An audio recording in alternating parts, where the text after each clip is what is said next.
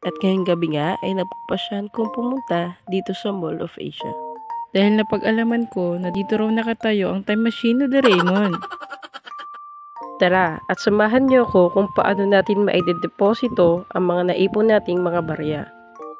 At eto nga pala ang itsura ng BSP Coin Deposit Machine or CODM kung tawagin. Kinabahan ako nung una kasi hindi ako marunong, pero buti na lang nandiyan si Kuya para mag-assist sa atin. At sinimulan na nga ni Kuya pindutin ang bandang kaliwa na letrang A para mabilang yung mga naihulog nating mga barya. At ayan, minekos-mekos na nga natin mga insan.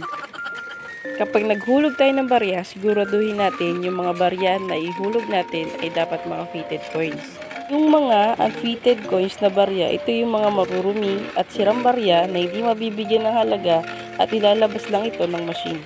Yung mga barya na hindi na napalitan o nabigyan ng halaga ay pwedeng pumunta sa bangko upang masuri at mapalitan kung mapatunayan na may halaga ang mga ito. At ayun, nakita na nga natin na nagka-count ang machine kung ilan na yung naihulog nating mga barya. Napag-alaman rin natin na bawal maghulog ng mga nakatape na mga barya, lalong-lalo na sa mga foreign objects katulad ng karayom, paper clips, susi, at iba pa na pwedeng ikasira ng machine. At pinindot na nga ni Kuya ang letrang B para lumabas sa conversion option sa resibo. After nga natin mapaprint yung resibo, makikita natin sa screen ang transaction code, date and time, and total amount. Then, pipili kayo kung GCash or PayMaya. After pumili ng electronic wallet, ay ilalagay nyo naman ang inyong mobile number. After nga natin ma-encode ang ating mobile number, ipipress nyo lang ang enter para lumabas ang resibo nito.